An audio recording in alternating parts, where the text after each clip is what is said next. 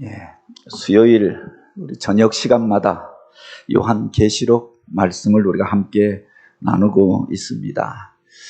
지난주에는 휴가라서 우리가 부목사님이 이 시간 말씀을 나누었고요. 이제 그 요한계시록의 마지막 장의 말씀을 우리가 보게 되어지는데 다음 주 정도까지 계시록 말씀을 우리가 함께 나누려고 합니다.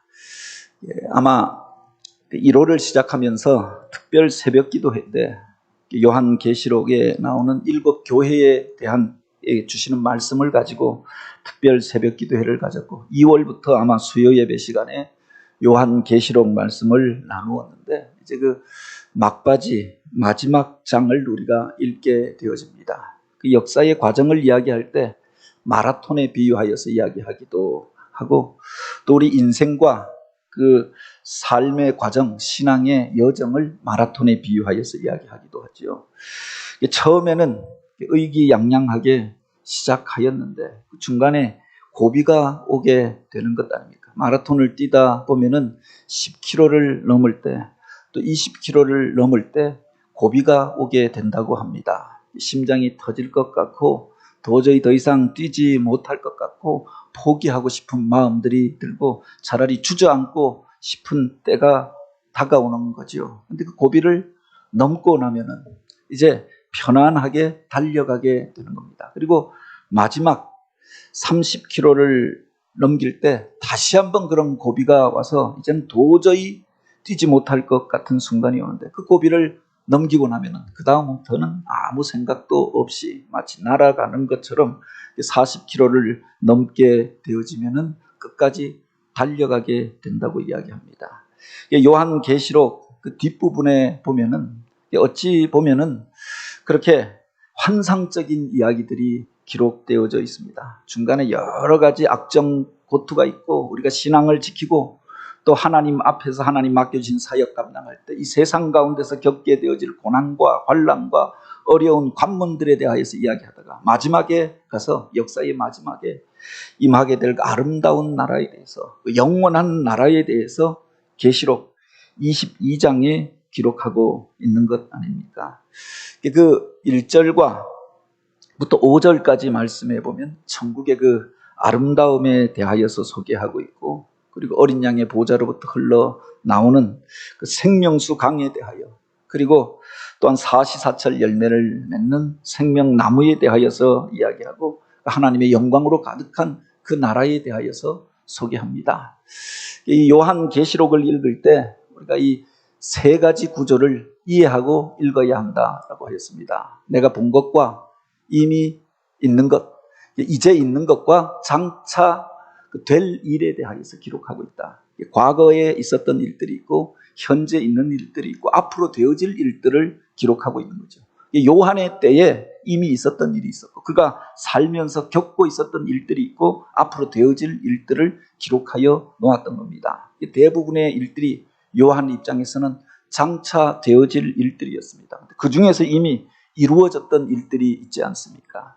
이 요한계시록의 서사적 구조에 대하여서 몇 번 설명하였는데 여기에 보면은 바로 7교회 그리고 7인 그리고 7나팔 그리고 7대접 7이라고 하는 숫자가 자주 등장합니다. 이 세상 가운데 우리가 온전치 못한 교회들을 보게 되고 실망할 만한 사건들을 겪게 되어지고 역사의 마디마디 과정마다 힘들고 어려운 사건 그런 관문들을 통과하게 될 것입니다. 그때 성도들이 무엇을 바라보아야 하느냐?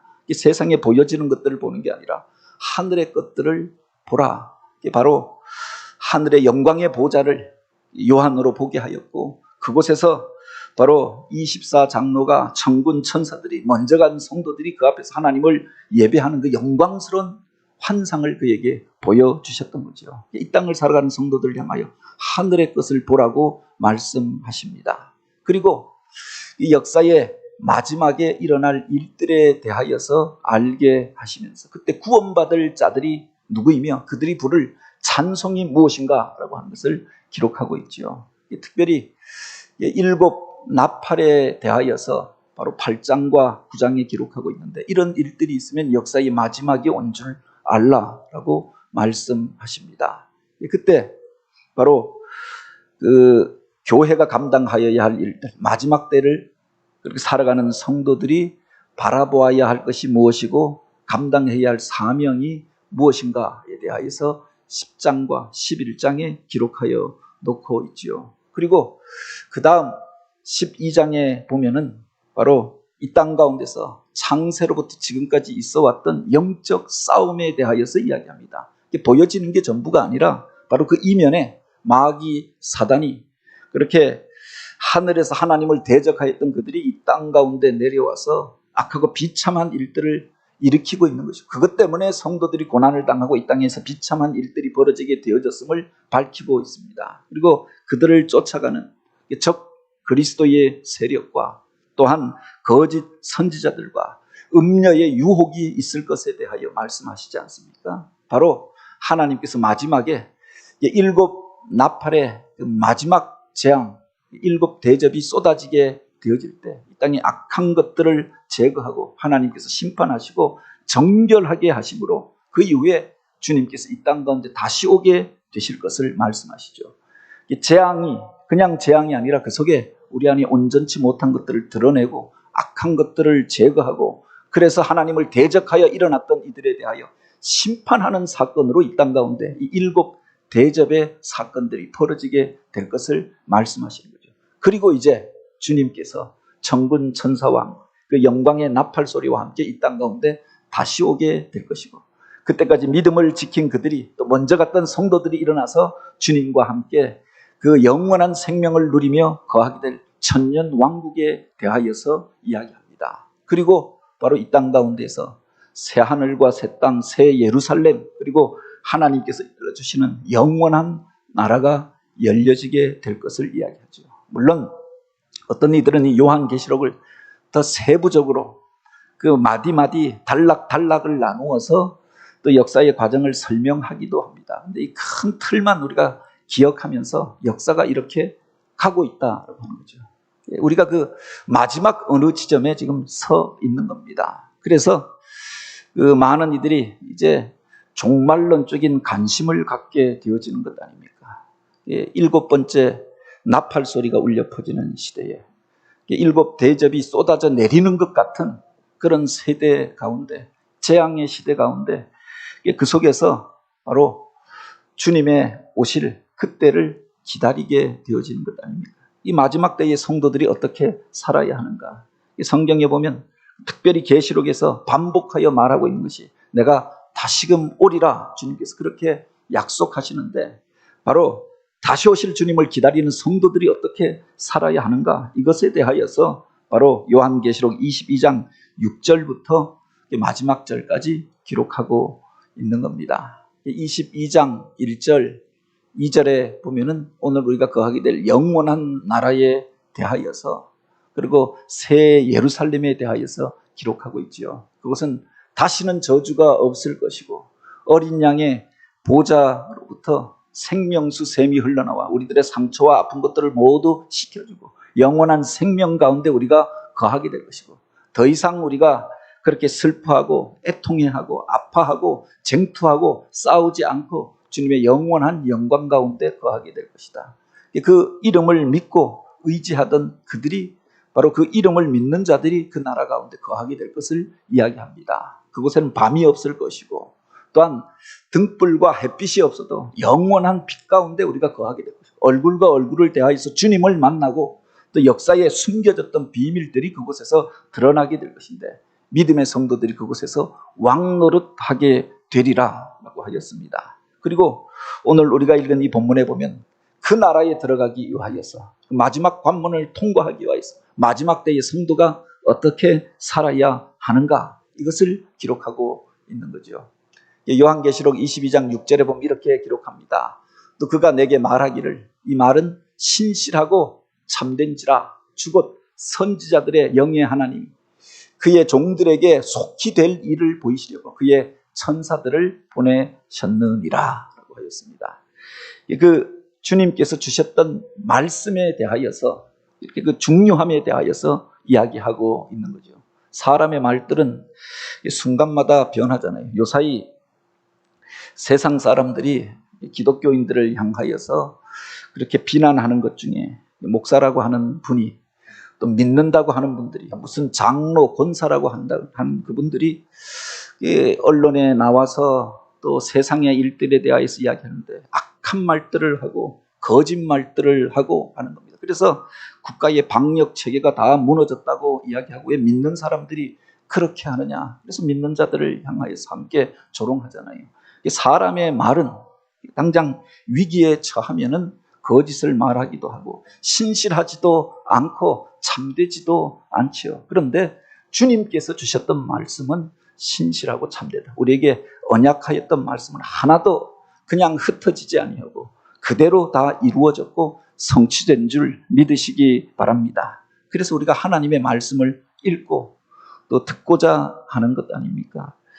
요한계시록에 기록되어졌던 어떤 말씀들은 이미 이루어졌죠. 아니, 그 이전에 주님께서 예언자들을 보내서 예언하였던 수많은 말씀들이 이미 성취된 것들을 우리가 알고 있지 않습니까? 어느 부분만, 어느 구간만 이제 남겨져 있는 겁니다. 그렇지만 그 하나님, 신실하신 하나님, 또 참되신 하나님, 진리 자체가 되신 그 하나님, 그 영원하신 하나님이 주신 말씀이기 때문에 오늘 우리가 이 혼돈스러운 세대 가운데 그 말씀을 읽고자 하는 것 아닙니까? 그 주님께서 앞으로 속히 될 일들에 대하여서 기록하여 놓고 있는 거죠. 마지막 때를 살아가는 성도들이 그렇게 더욱 주님의 말씀을 읽고 또 계시록의 말씀을 묵상하는 것이 필요하다고 하는 겁니다. 보라, 내가 속히 오리니 이 두루마리의 예언의 말씀을 지키는 자는 복이 있다라고 하였습니다. 마지막 때일수록 그렇게 우리가 주님의 말씀을 읽고 묵상하고 그것을 지켜 행하려고 노력하여야 하는 거죠. 참으로 복 있는 자가 누구 있는가? 그 말씀을 듣는 자와 그 말씀을 읽는 자와 그 말씀을 지켜 행하는 자가 복이 있다라고 하였습니다. 마지막 때를 살아가는 성도들을 향하여 주시는 가장 중요한 메시지가 바로 여기에 있는 것 아닙니까?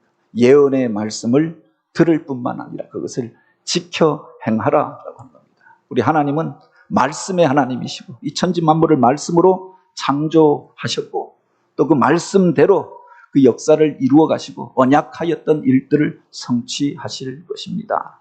그렇기에 이 세상에서 보여지는 혼돈스러운 일들 가운데서, 재앙의 일들 가운데, 종말의 징조들 가운데 그때가 다가옴을 우리가 느낄 때마다 그럴수록 더욱 주님의 말씀을 사모하고 읽고 묵상하는 것이 필요하다라고 하는 거죠. 계시록 1장 1절에 보면은 바로 이 말씀은 무슨 요한이 소설책을 쓰듯이 기록한 것이 아니라 그가 미몽 가운데 그냥 썼던 그런 지어낸 이야기가 아니라 바로 예수 그리스도의 계시라라고 하였습니다.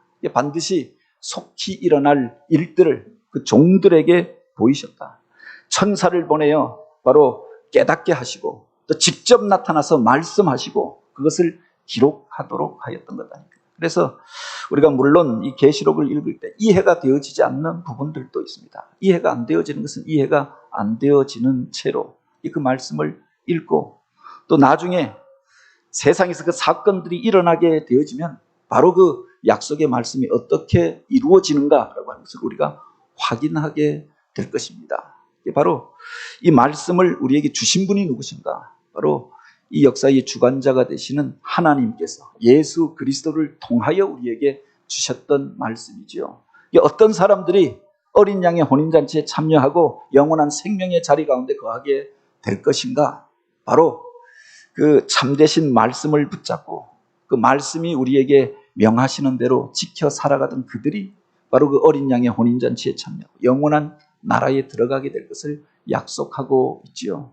그 마지막 21장 5절에 보면 그렇게 말씀하시지 않습니까? 그 보좌에 앉으신 이가 보라 내가 만물을 새롭게 하노라. 당신의 말씀으로 이 세상을 새롭게 하시는데 이 말은 신실하고 참되니 기록하라라고 했습니다. 그 주셨던 말씀을 요한이 기록하였던 거죠. 그러니 우리가 마지막 때가 되어질수록 주님의 말씀을 더 가까이 하고 묵상하면서 주님의 뜻을 우리가 생각하고 또 그 안에서 하나님의 선하시고 기뻐하시고 온전하신 뜻을 분별할 뿐만 아니라 주님이 원하시는 그런 삶을 살아야 하는 것 아닙니까? 마지막 때를 살아가는 성도들에게 가장 필요한 것이 바로 여기에 있다. 디모데후서 3장에 보면 그 마지막 때의 징조에 대하여, 마지막 때를 사는 사람들에 대하여서 이렇게 이야기합니다. 사람들이 자기를 사랑하며 돈을 사랑하며 자긍하며 교만하며 회방하며 부모를 거역하며 감사치 아니하며 거룩하지 아니하며 무정하며 원통함을 풀지 아니하며 참소하며 절제하지 못하며 사나우며 선한 것을 좋아하지 아니하며 배반하여 팔며 조급하며 자고하여 쾌락 사랑하기를 하나님 사랑하는 것보다 더하며 경건의 모양은 있으나 경건의 능력을 부인하는 자라라고 하였습니다. 마지막 때를 살아가는 사람들의 모습이 이렇게 바뀌어지게 될 것이다.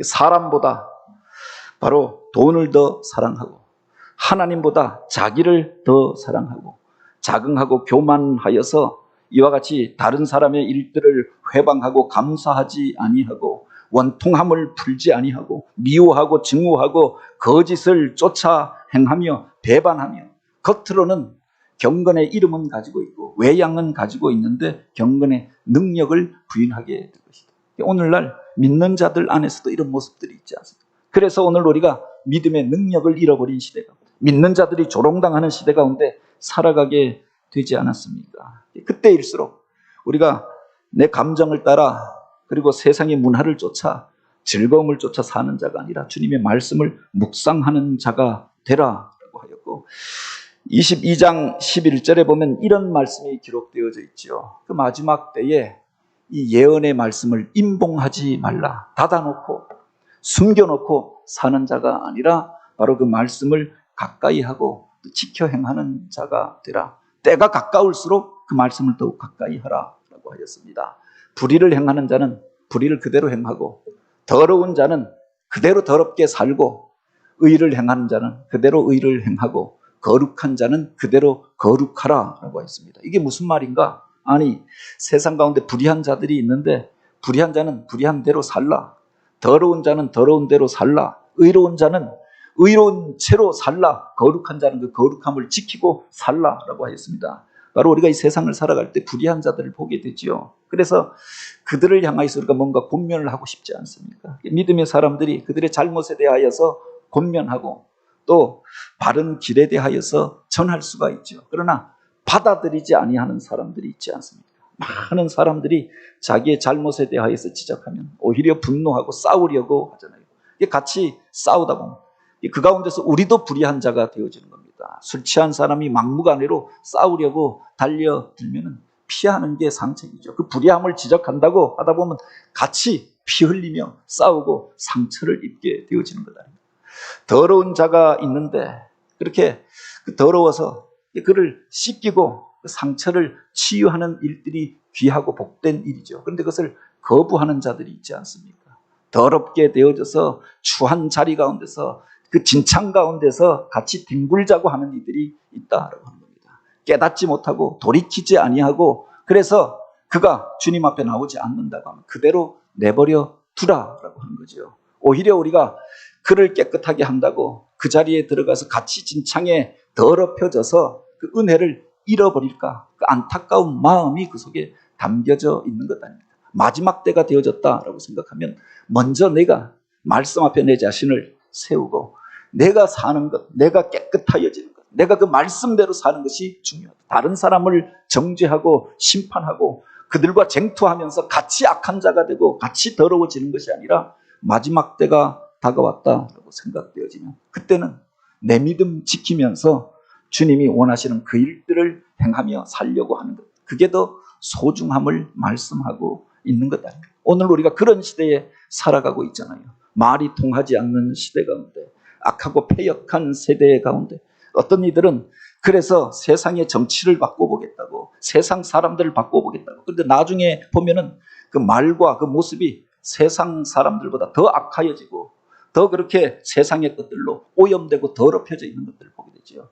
마지막 때에 내 자신을 말씀 앞에 세우고 먼저 너를 점검하는 자가 되라라고 말씀하셨던 겁니다. 그리고 이제 우리를 향하여 그렇게 이야기합니다. 22장 12절에 보면은 보라, 내가 속히 오리니 내가 줄 상이 내게 있어 각 사람에게 그가 행한 대로 갚아주리라 라고 하였습니다. 왜 불의한 자를 불의한 대로 버려두고 더러운 자는 더러운 채로 버려두고 거룩한 자는 거룩함으로 의로운 자는 의로움으로 내 자신을 지키라라고 하였는가? 하나님께서 마지막 때에는 결국 하나님께서 심판하실 것이기 때문에 내가 속히 오리니 바로 오늘 우리가 행한 대로 갚아주리라라고 말씀하셨던 겁니다. 그러니 우리가 하나님께서 우리를 심판하실 것들을 알아 거룩하고 정결함으로 우리 자신을 준비하는 게 필요한 거죠. 마지막 때가 되어지면은 그래서 우리 자신을 돌아보고 말씀을 내 안에 나에게 먼저 적용하는 것이 필요하다고 하는 겁니다. 그래서 우리 자신을 정결한 자로 세우는 것. 그 정결한 자들이 구속함을 받은 자들이 영원한 천국에 거하게 되는 거죠. 14절에 보면 그렇게 기록합니다. 자기 두루마기를 빠는 자들은 복이 있나니 이는 그들이 생명나무에 나아가며 문들을 통하여 성에 들어갈 권세를 받으려 함이로다 라고 하였습니다. 어떤 이들이 바로 그 천국문을 통과해서 영원한 생명의 자리 가운데 영생의 자리 가운데 거하게 될 것입니다. 자기 두루마기를 빠는 자들이 복이 있다라고 했습니다. 이 두루마기라고 하는 것은 우리 겉옷을 말하잖아요. 과거에 우리들이 입던 그 겉옷을 가리켜 두루마기, 두루마리랑 다른 말입니다. 자기 옷을 빠는 자, 그가 복이 있다라고 하는 겁니다.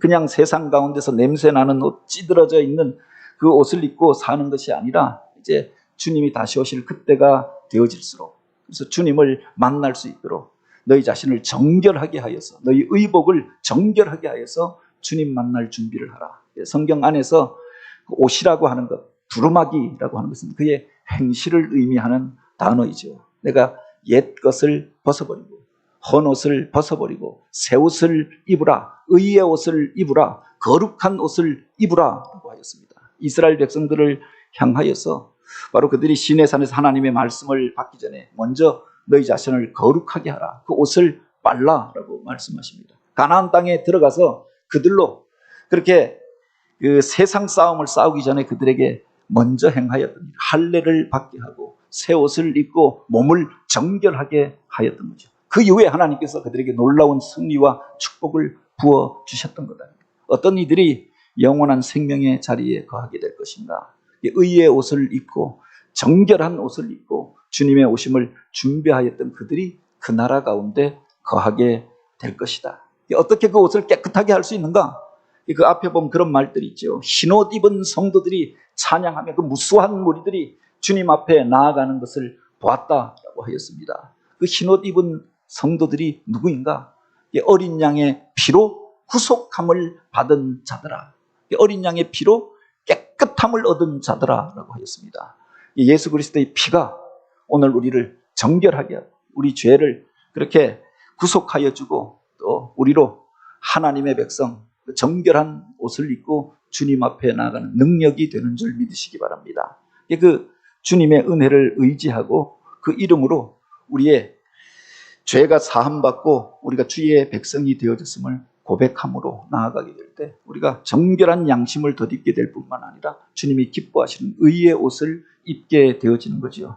아무나 다 그렇게 천국에 가는 게 아니라 그 뒤에 보면 그렇게 이야기합니다. 개들과 술객들과 음란한 일들을 행하는 자들, 살인자들과 우상 숭배자들과 거짓말을 좋아하며 지어내는 자마다 성 밖에 있으리라 라고 하였습니다. 모두가 들어가는 것이 아니라 바로 그 더러운 자들은 우리가 보통 더러운 이들을 가리켜 개에 비유하여서 이야기합니다. 이스라엘 사람들도 보통 더러운 것을 개에 비유하여서 이야기하지요. 뿐만 아니라 이 세상 가운데서 미래를 점쳐주는 것처럼 자기가 세상의 모든 걸 다 알고 있는 것처럼 그렇게 점을 치는 사람들이 있지 않습니까? 그들 가운데 하나님의 이름을 망령되이 일컫는 이들이 얼마나 많이 있느냐. 또 마지막 때가 되어질수록 쾌락을 위하여 음행하는 자들이 있고 또 다른 사람의 생명을 해하고 우상을 숭배하고 특별히 거짓말하는 자들은 그들이 영원한 나라에 들어가지 못할 것이다. 하나님의 심판 가운데 영원한 불못에 던져지게 될 것을 경고하였습니다. 지어내는 자들이 있잖아요. 자기 이익을 위하여 자기 영광을 위하여서 헛된 말들을 지어내는 이들이 있지 않습니까? 오늘날 우리나라의 이 사회의 가장 큰 문제도 바로 여기에 있지 않습니까? 무엇인가 자기가 대단한 능력을 가진 것처럼 지어서 허황된 말들을 퍼뜨리는 이들이 있는 겁니다. 순간마다 거짓말을 하면서 사람들을 속이는 거예요. 스스로 보기에는 지혜로운 차 그렇게 행세하고, 그래서 어떤 자리에 올라가고 수많은 사람을 끌어모을지 몰라도 하나님은 그거의 중심까지 알고 계신 것 아닙니까? 그들은 영원한 나라에 들어가지 못할 것이다. 겉으로 경건의 모양이 있다고 들어가는 게 아니라, 목사라고 하는 직분을 가졌다고 들어가는 게 아니라, 바로 하나님 앞에 인정받는 자들이, 정결한 옷을 입은 자들이 그 나라 가운데 거하게 되는 거지요. 그리고 바로 그때 마지막 때의 성도들을 통하여 부탁하신 말씀이 16절에 기록되어져 있는 겁니다. 22장 16절에 보면 이렇게 되어져 있죠. 나 예수는 교회를 위하여 내 사자를 보내요 이것들을 너희에게 증언하게 하였노라. 나는 다윗의 뿌리요 자손이니 곧 광명한 새벽 별이라. 이 계시록의 말씀이 어디로부터 온 것인가?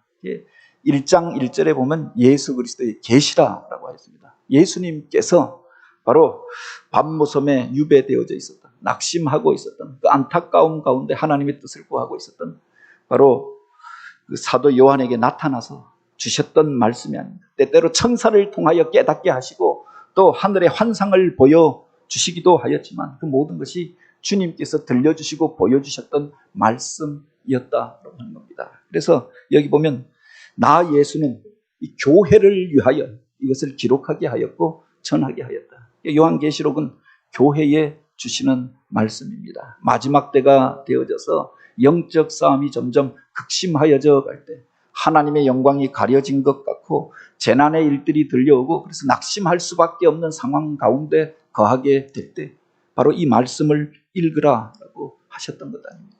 어떤 이들은 성경에 보면 예수님의 성이 기록되어져 있다. 계시록에 보면 나 예수 이렇게 예수님의 성은 나시다 이렇게 말하는 분도 있는데, 다른 성경에 보면 주 예수여 또 그렇게 기록된 데도 있잖아요. 그런데 바로 이 계시록의 말씀을 기록하게 한 주체가 바로 누구신가? 바로 그것을 밝히고 있는 구절이 아닙니까? 그 주님께서 우리를 향하여서 바로 교회를 향하여 주셨던 말씀이 계시록의 말씀이었다. 주님께서 마지막에 보면 내가 다시금 오리라. 그리고 너희들이 행한 대로 심판하리라.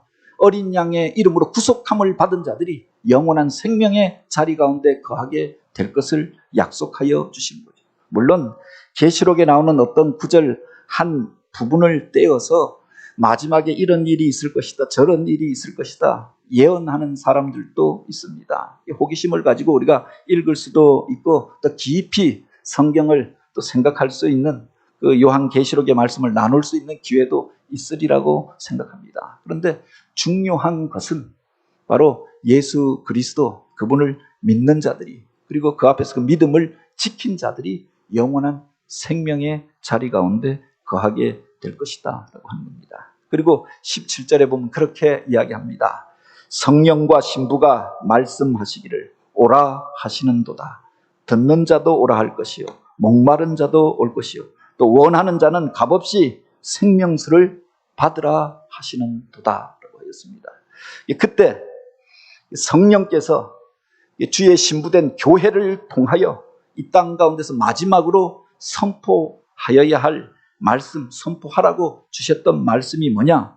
오라 하시는도다. 교회가 마지막 때에 전하여야 할 말이 바로 여기에 있다라고 하는 겁니다. 세상 사람들을 향하여 세상의 것들로 인하여 실망하고 낙심하고 좌절하고 또 그것으로 인하여 상처받고 아파하고 좌절하고 있는 사람들을 향하여 오라 이 말을 전하라.